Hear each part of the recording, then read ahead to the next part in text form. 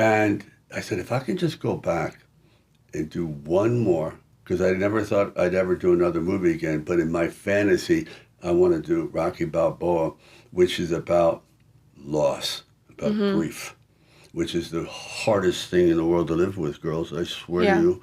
Oh, shit. It's hard.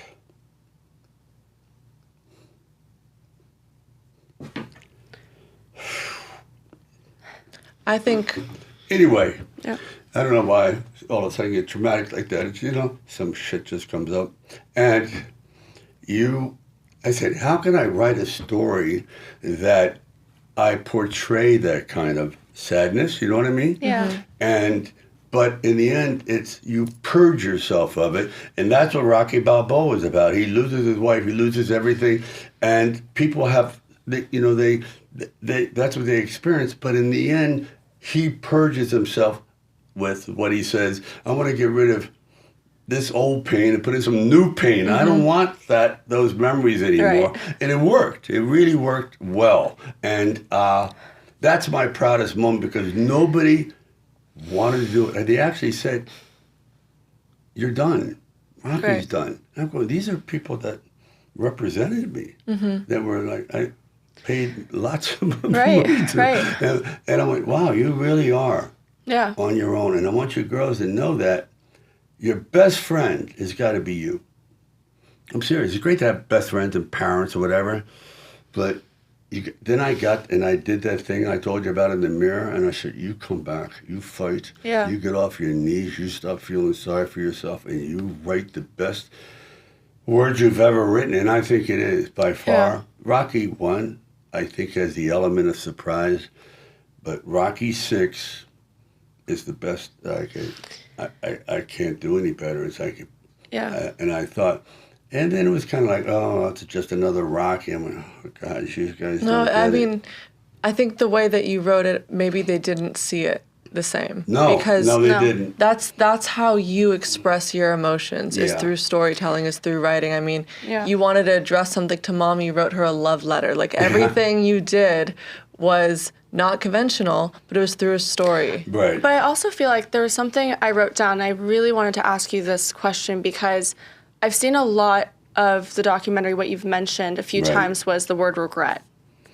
A lot of times in the first scene of your documentary, you basically mention how, regrets, even when you were broke, people, offered you money. You almost took it, but you didn't want to regret not having that opportunity. I mean, when you were not working for 8 years, you didn't want to regret not putting in the effort to create this new exactly film. right. Is regret the driving force? Without a doubt. Then? It's fear, because regret breeds fear, or it's like, oh my God, if I don't do this, I'm going to regret it for the rest of my life. And I'm so afraid of that feeling because I know what it's like.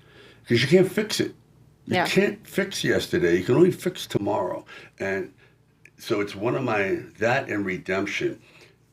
I would say, sadly, redemption it comes along very infrequently. Yeah. You have forms of redemption, but you're never whole. It's like, I wish I had listened to my elders, and because your parents, well, my parents, but some parents would give you all the keys to life. Like, we would tell you, don't do that. Right. And, it's different, our generation. And it's like, and I truly believe that's nature's way of you learning. Unfortunately, you have to learn your way. You can't take my experience and live through it. Right. It's a different experience, a different year, different time, different music. But we want for our kids, don't stick your hand in the fire, it's going to burn. It goes, oh, come on, Dad. Ouch. God, he was right. Right. Well, you can take that and magnify it 1,000 times, and that's regret that you didn't pay attention. Yeah. Do you think you were able to purge a lot of that regret when you finished Rocky 6? Or do you think you still hold on to a lot of the trauma and... It comes and goes. It comes in waves. You think everything is fine. That's why you never really purge yourself of memories. you can sort of play music loud and be surrounded by hundreds of friends, but then the music goes and you're living in a quiet room and you have that. But you just got to go. That's part of life.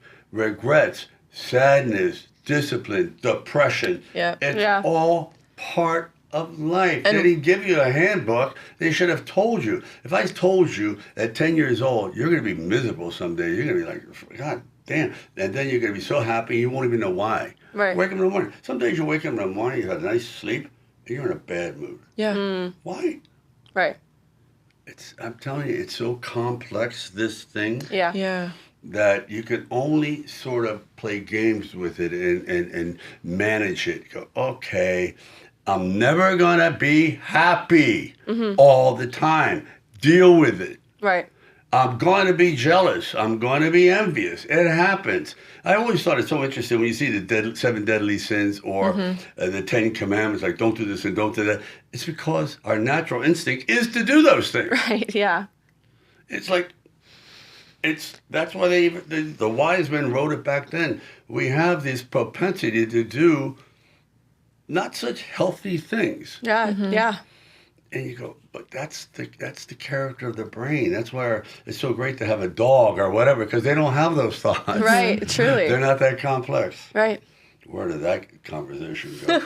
Well, I want to sort of tying into that. You always taught us growing up. You always said time is our greatest currency. Yep. It is. It is. And that's something I think Sophie and I live by tremendously just Do because. you really? Yeah. Of course. Oh, yeah. Because that's the essence of survival. If you blow your currency, you can't get it back. It isn't like, oh, I can take a loan. Do I get an extra 10 years? No. Well, I'm going to follow that with a very loaded question that's going to be extremely difficult to answer. Okay. Okay. If possible, looking back on your entire career as a whole, where do you think you wasted the most time? Where does that regret lie? Oh, that's not complicated. Oh. When I started to rely upon other people's works or suggestions from certain advisors, this is good for your career, this is that, try this and try that, and you're trusting their instincts, and that's where you make your mistakes. Because if you don't feel it, like I told you, when I saw your mother, something was like, boom. If you don't have it committed, say, I love this, I would do this for free. And I recommend every actor to do this, and every artist, please learn every aspect of your business. First of all, the business of business. Be a hyphen, learn to direct, try to learn to produce. If you don't even do it, learn how to do it. Because if you're just a solitary performer, then you're always going to be at someone's behest. They'll tell you what to do. Yeah, back and call. Oh, I got something for you. Or otherwise, you just sit there and you wait like this. Yeah. Please. And I found that to be the most important lesson, is trying to learn every aspect of this business. Don't be so complacent and think, oh, I'm just going to be a 1-finger piano player. Right. I want to be a 10-finger piano player. Yeah, it makes you stronger, and it makes you also more of a weapon. And I know that Sistine and I, we've definitely learned that coming through the business, that from you guys, you and Mom, that knowing all angles, knowing every single corner. It's fun, too. It's fun, interesting. Yeah. But that also holds true for life. Yeah. Yeah. There was a poem written, and I think this really sums up my life, by Robert Frost. It goes, we all dance around in a ring and suppose, but only the answer sits in the middle of the nose. You're never going to get to it. You're going to go, what is life? Dancing around, I suppose, I think, you have a philosophy, everyone has a different thing. But no one has what is life. Because there's 8 billion people, there's 8 billion different interpretations of what life is. Right. I mean... Am I depressing you? No, I have one final question. And That's again, it? no, I'm so sorry. I think honestly, this interview.